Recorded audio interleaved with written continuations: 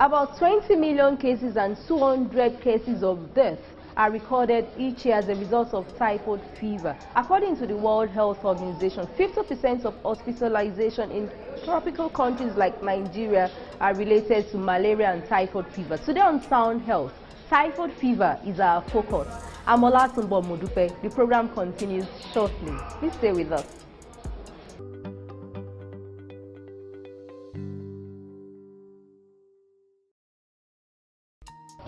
It's still Sound Health on Lagos Television, and I have with me Dr. Mobolaji Odegbami, a public health practitioner. She's going to enlighten us and dispel myths and misconceptions about typhoid fever. Welcome to the show, Doctor. I'm glad to be here. Okay, according to the World Health Organization, 50% of hospitalizations in tropical countries like Nigeria treat typhoid after malaria. Is it true typhoid fever is the most treated condition after malaria? By way of definition, typhoid fever is a life-threatening infection caused by Salmonella species, that's Salmonella typhi and paratyphi. There's a lot of misdiagnosis concerning typhoid fever. I would dare say that typhoid fever is overtreated in our environment. And diagnosis is made by isolating the organism in the stool samples of infected persons. Sometimes it can also be found in the blood and in the urine. But typically when you hear people say that they have typhoid in our vicinity, it's because they've done what we call the Widal reaction. And they take a single Widal result and take that to mean that they have typhoid fever. No, that's not true. Okay, so what are the symptoms of typhoid fever?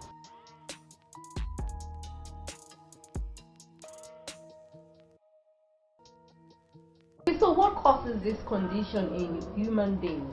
Transmission of typhoid fever is actually through the fecal-oral route, meaning that an infected person passes their stool and it's not properly disposed. It's common in areas with poor sanitation that an infected person passes stool, either does not discard it appropriately or they finish and don't wash their hands properly and they handle food. That's why food handlers are also known to promote the spread of typhoid fever. And that's why periodic medical examination of food handlers is always encouraged in every food premises. Symptoms of typhoid fever include prolonged fever, fatigue, that's the person feels tired. There could also be nausea, there's the feeling of wanting to vomit, abdominal pain, abdominal discomfort. There could be diarrhea, that's passage of watery stool. There could also be constipation. And some patients also have congestion in their chest. Okay, some people have been fighting relentless war with typhoid fever. You heard them this week I treated typhoid fever after malaria. What's the reason behind this? You need to go to the hospital and be properly investigated. There are many other conditions that cause fever and might not necessarily be typhoid fever. However, it is known that some people that have typhoid fever actually go on to become carriers. That for years they continue to excrete the organism and can infect other people. Wow, that's deadly as that? Yes, if you go on to become a carrier, yes, it can be that terrible. So could it be attributed to multi-drug resistance? Most of the I have typhoid fever that you would hear in our environment is based not on isolation of the bacteria from the body samples, but from the Widal reaction. The Widal reaction. A lot of people undergo that test at one point in time and just say that if they find that they have a high titer, they take that to be typhoid fever. Meanwhile, the proper usage of Widal reaction in diagnosing typhoid fever should be rising titers, meaning you should have multiple measurements done over a period of time. Some school of thought believe fruits, when you take fruits, you might likely have typhoid fever. How true is this? Has this been proven medically? It's possible if you're eating fruits, because fruits are taken raw and it's washed with infected water. That's water that has been contaminated by feces containing Salmonella typhi or paratyphi, yes, you can get typhoid fever through that route. Okay. If even after treatment, you hear people say, I still need to resort to herbal concoction or this herbal mixture to treat typhoid fever. How true is this? Would you recommend this? Okay, looking at treatments of typhoid fever, can you please take us through the treatment regimen for this condition? Treatment of typhoid fever is definitely antibiotics because, like I said, typhoid fever is caused by bacterial. Bacterial infections are treated with the use of antibiotics. Formerly, chloramphenicol used to be the drug of choice, but with the issue of antimicrobial resistance, so that's no longer the drug of choice to use, and whatever antibiotic is prescribed for a patient diagnosed with typhoid fever will be based on the discretion of the doctor and the prevalent antimicrobial sensitivity in that region. Even after treatment and dose of antibiotics, you still have some patients say, okay, I think I need to use some herbal concoction or mixture. Would you recommend this medically? No, I would not. If after you've seen a doctor and you've been given some antibiotics or other medications as deemed fit and you feel you are not getting better, I would still advise that you return to that same health facility, and if there's a need for further investigations to find out the reason behind why you're not getting better, then that will be done. Okay, Dr. Bolaji, is there possibility of developing complications even after treating typhoid fever? With prompt treatment, complications can be averted, but however, yes, complications can arise. Complications like intestinal perforation, even death can occur from untreated typhoid fever. That's why it's advised that you visit the health facility and not self-medicate. We strongly advise against self-medication. Okay. It's the 21st century, and fortunately we have vaccines for most of these conditions or diseases in the world. Are there vaccines for typhoid fever? How accessible are these vaccines? I am very sure that there are typhoid vaccines. However, there are vaccines available by private pharmaceutical companies. It's not a part of the national immunization schedule. However, they are available all over. These vaccines do not confer long-lasting immunity. That's why you find sometimes when you have to travel to some regions of the world, they require that you get vaccinated against typhoid fever and also show evidence of vaccination.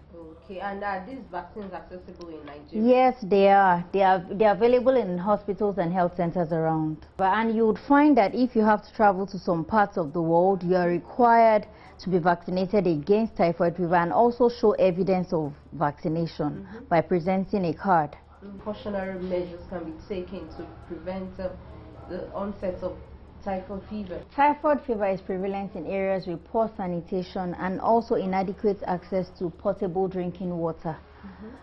So it's advised that we keep our environments clean.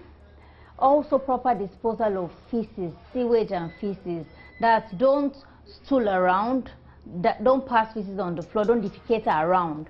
Defecate in a toilet or a pit latrine as is available in your vicinity. Also, after defecation, you wash your hands properly. After changing diapers for babies, because there's a myth too that the feces from babies is not harmful to health. That's not true. Anytime you handle feces, please wash your hands properly. If you have to eat fruits, wash them with clean water. Also, keep your surroundings clean. And for those that can afford to take the vaccines, yes, they should get the vaccines. However, it does not give you a long-lasting immunity. All right, Dr. Bolaji, thank you so much for taking us through typhoid fever. It was a pleasure being here.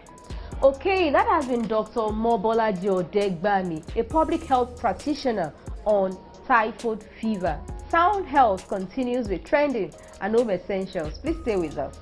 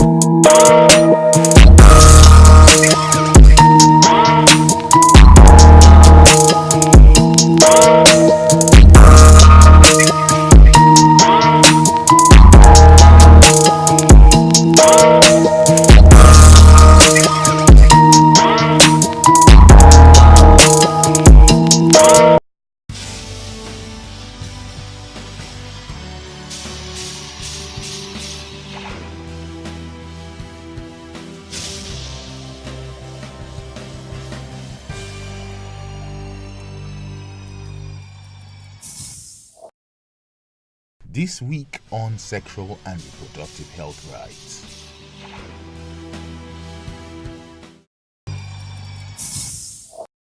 Sexual and reproductive health, including family planning, is critical to the fulfillment of human rights. Family planning is widely recognized as one of the most cost-effective health interventions. Decades of research have demonstrated that modest investments in family planning can save lives and dramatically improve maternal and child health. There is a growing push in the development community to reprioritize family planning because of the cross-cutting role it plays in achieving broader development goals, including the Millennium Development Goals and poverty reduction. Most fundamentally, access to sexual and reproductive health services enables individuals and couples to plan their sexual and reproductive lives, forming an essential aspect of human dignity and freedom.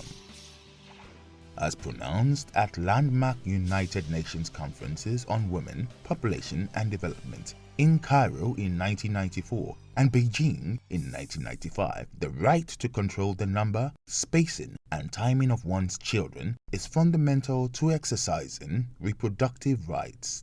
To do so means that individuals and couples must have the information and means to make informed decisions regarding their sexuality and reproduction. Moreover, the human right to family planning enables the exercise of other human rights, such as gender equality, for example, by allowing women to expand their life opportunities, increase their negotiating power, and raise their socio-economic status.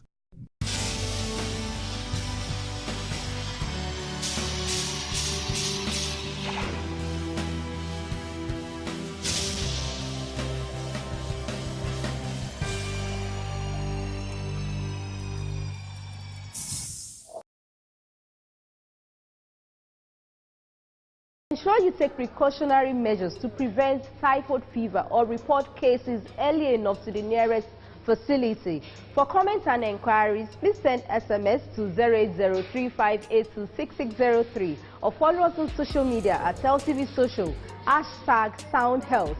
A sound health is a sound mind. Make healthy living your choice.